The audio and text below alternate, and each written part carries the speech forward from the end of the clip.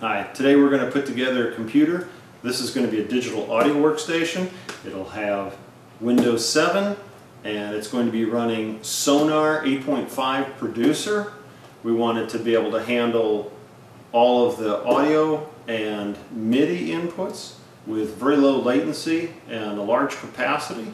Therefore, we're going to use a top-of-the-line 6-core processor. We're going to put 8 gigs of RAM in it, and we'll have a single 2 terabyte SATA 2 hard drive.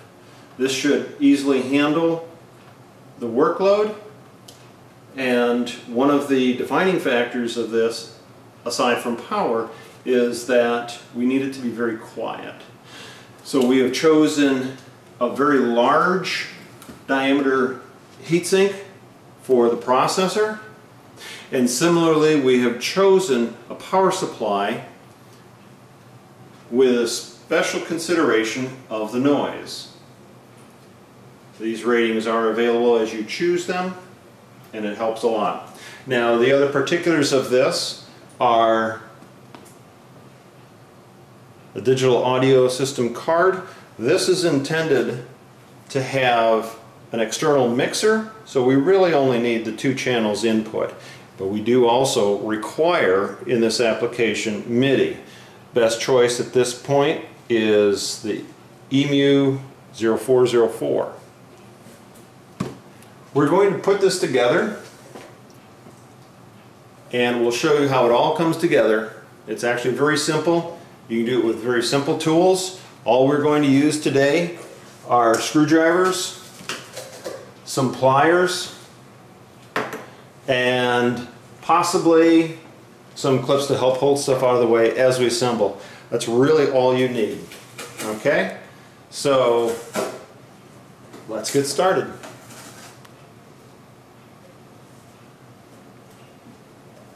The first step that we're going to do is place the CPU and heatsink on the motherboard. We're doing that in this order in this case because of the size of the heatsink. This will actually be much easier to mount when it's outside of the system before we mount it. So we're going to have the motherboard, the processor, and we're not going to use the heatsink and fan that comes with it. We're going to use a very large one that'll have a low-speed fan of large diameter, which is going to be very important to keep it quiet. In order to do that, it is very large. It is large enough to expel all the heat very quietly, yet it still fits inside the case.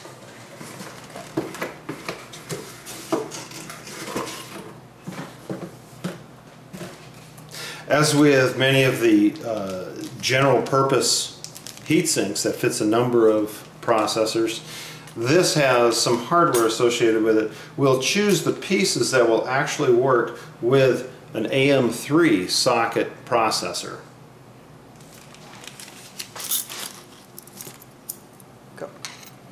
In this case, we're actually going to use these pieces for the AM3 socket.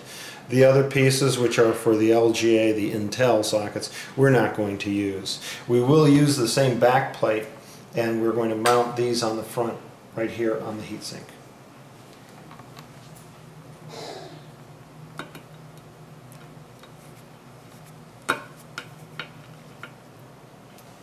This is our motherboard. This fits the socket AM3.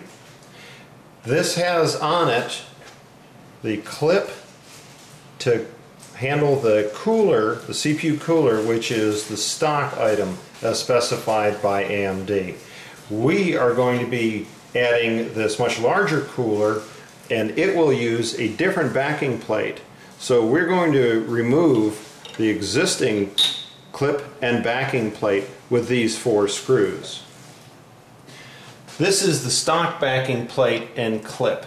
We will be replacing it with this backing plate, which will fit to these points on this heatsink.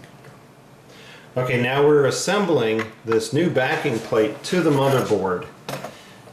Very important is the orientation. We have the rubber spacers that are attached to this backing plate to the board.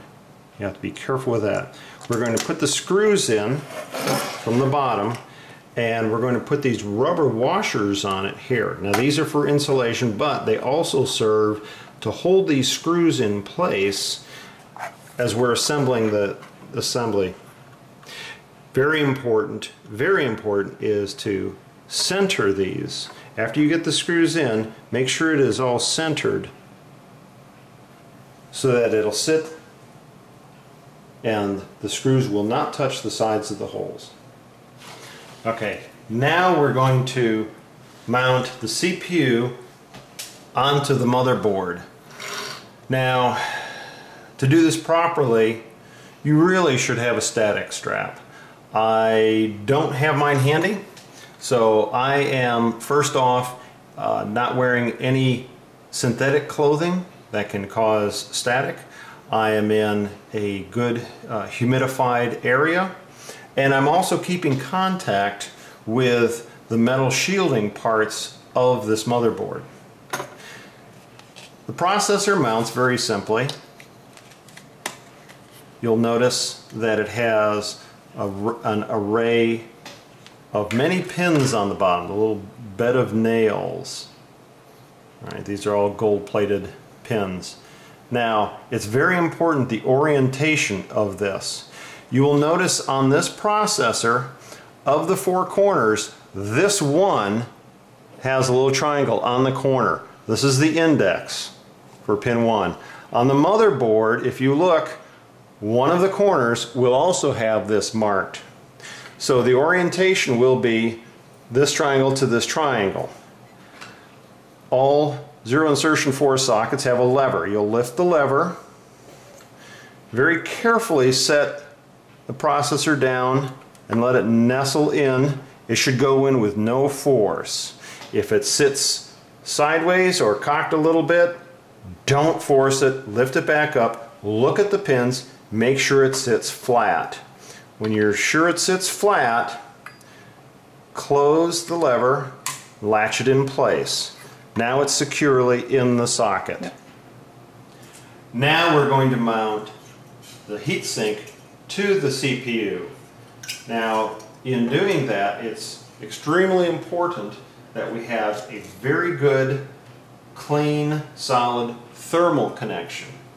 The way we do that is with thermal compound.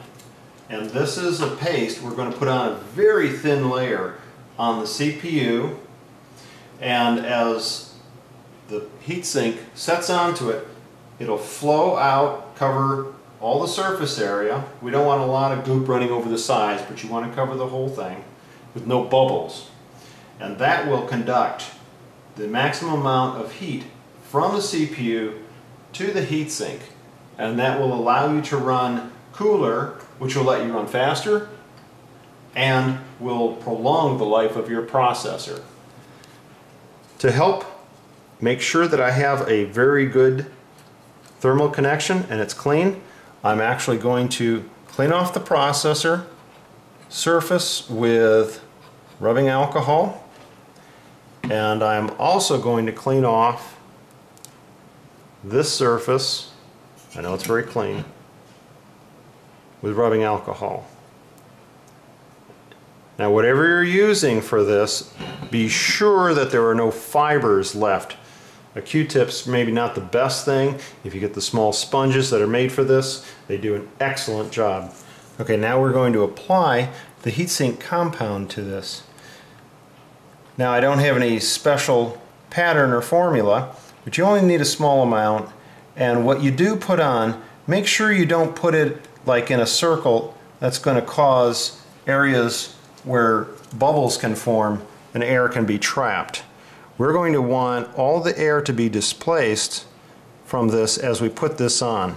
I'm actually putting on a rather large amount. I am anticipating this to be oozing out from the side.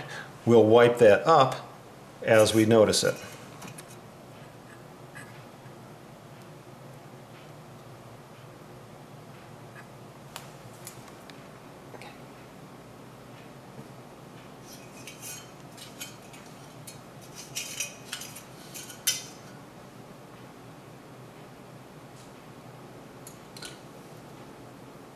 We're going to set this down onto the screws, and then I'm going to slide this out so I can tighten each screw just a little bit, and we're going to slowly draw this down onto the CPU. And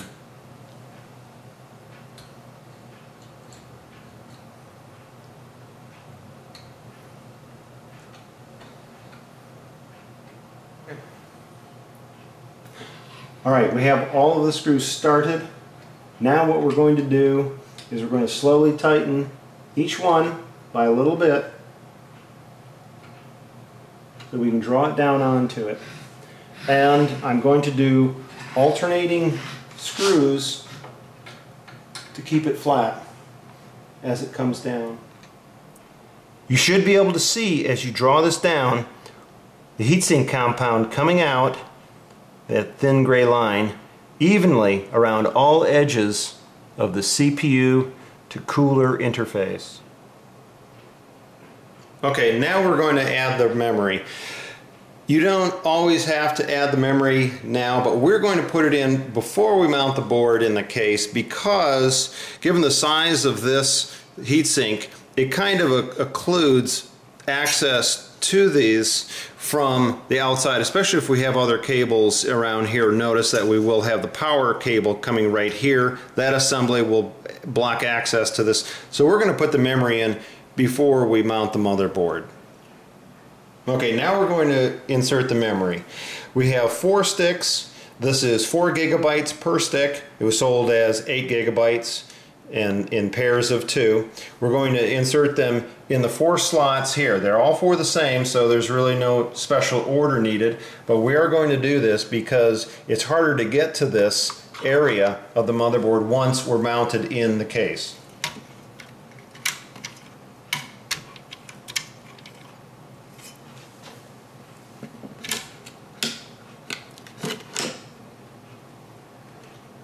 I'm careful not to touch the connectors. Also notice it's very important which way it goes in. It only goes in one direction.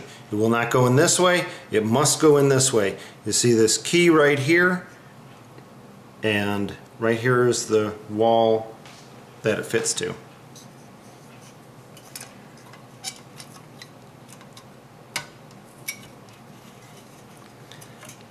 Now as you put this in, you can rock it just a little bit and go all the way in, and the latches will now come up and clip into place, and it will hold it securely in place.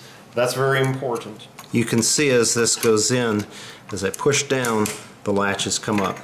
Now all 4 are mounted in, and we're ready to assemble the motherboard into the main cabinet. This is the case that we're going to mount the computer inside. This is a very good case. This is the Cooler Master 690 series. It has connections on the top front for eSATA, USB, and audio connectors. Now for our purposes, we'll be using the real audio connectors on the EMU board, but for headset and general talking, you can use these. Alright, we're going to actually remove both sides so we have access to it. This side actually has the open side of the motherboard where everything will be mounted in. The other side will actually give us access to the mounting points for the CPU board, the motherboard itself. Yeah, that should not be that. Alright, you remove the screws from the back, and then the panels slide back to disengage, and then they come away. You'll notice that there are tabs and a ridge here for mounting each of the sides. This is the back side of the motherboard. We'll have access to the back panel connections, the underside of the motherboard, and we can also route cables to the various drives that we're going to mount in the system. This side is the business end that you'll open most often. This is the side that we'll open from time to time if we want to add or change any cards, and also if we're going to do any cleaning. Screen to help filter the air on the bottom of the cabinet. So air that comes up from underneath, say from the carpeting or the floor, will not include all the dust coming into the system. Now we're going to mount the power supply in the case. This case has a bottom mount power supply position. This is the power supply that we're going to use. This is a 650 watt, and it will mount right in the bottom. This is on the outside, and on this here, the large fan is on the bottom, and it will draw air through the bottom vent on the case, and then exhaust through the back panel.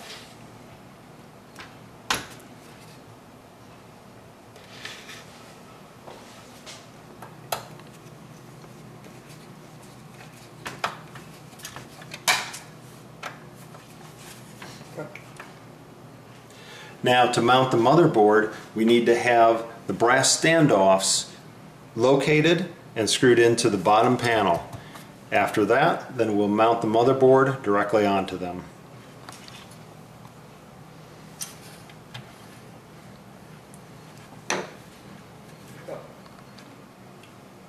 Before we mount the motherboard, we have to have this cover in place. This covers these connectors and provides important shielding and fits into the rectangle in the case. Ready?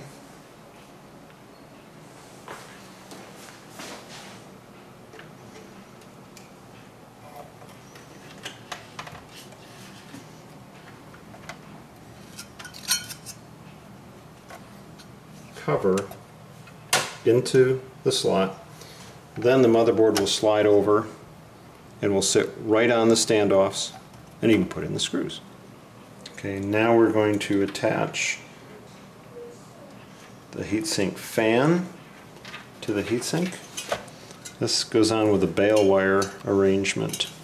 Hook on the one side, then we'll put the bale wire on the other side. Fan to the motherboard. Say it again. And then connect the fan to the motherboard with this connector.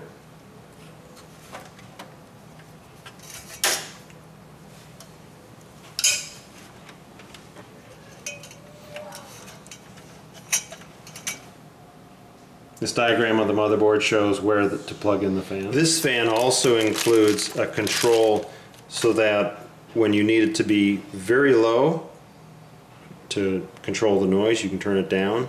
And then at times, if you were going to be doing overclocking or anything that required a lot of airflow, you can turn it up. This connector, this control, we're going to mount on the back panel. The other fans didn't have it. That's a very nice feature to have. Now we'll plug in the power. Be sure you check the orientation of the connector before you plug it in. There are 3 connectors that will go onto this motherboard. This is the main power.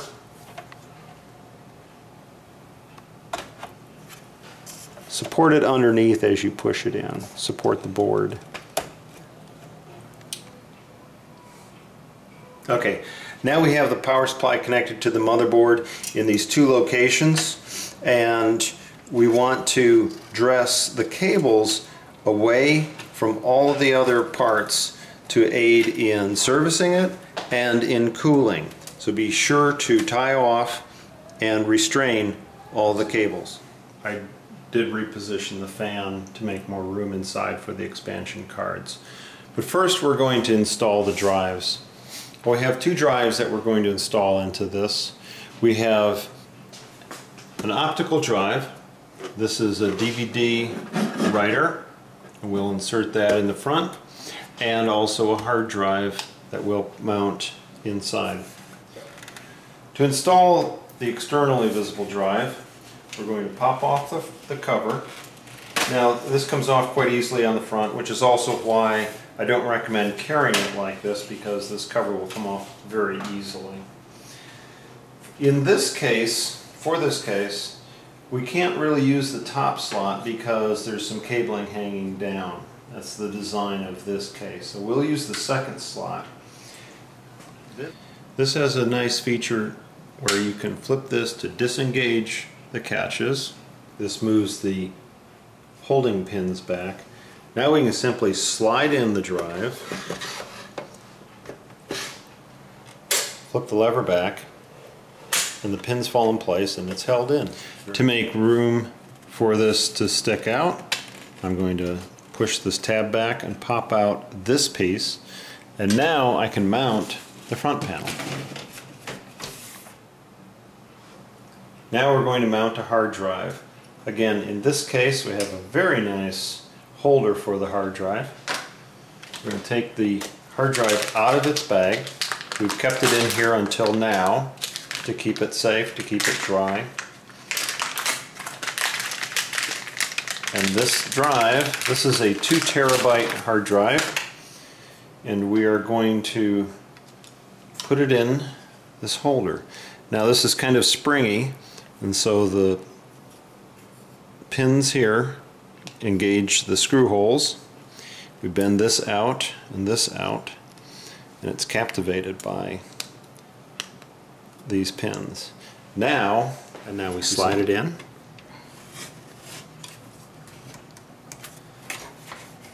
And engage the latch. From this side now we have the connectors exposed for connecting the hard drive. We'll route the cables from here through our holes and onto the motherboard. Okay, now we're ready to connect the power for the drives. That will come from the back of the power supply. We'll route the cabling up to the back of the DVD drive and through here to the back of the hard drive. Alright, now we're going to install the add-in cards that we have for this computer. There's 2 cards that we have that we're going to install. One is the sound card. This goes in an X1 slot. This sound card is a professional sound card. It has very good sound quality, isolation, and it has MIDI. We're also going to install a wireless network card.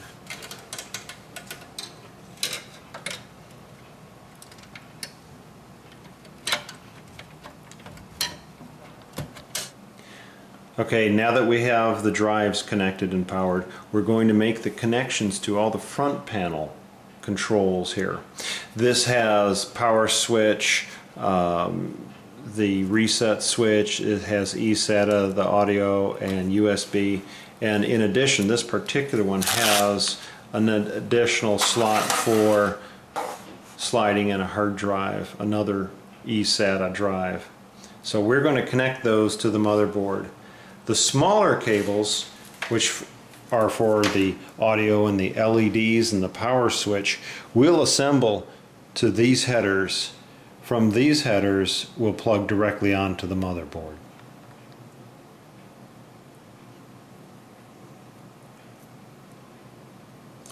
And now this header, as it's assembled, will plug directly onto the motherboard right here.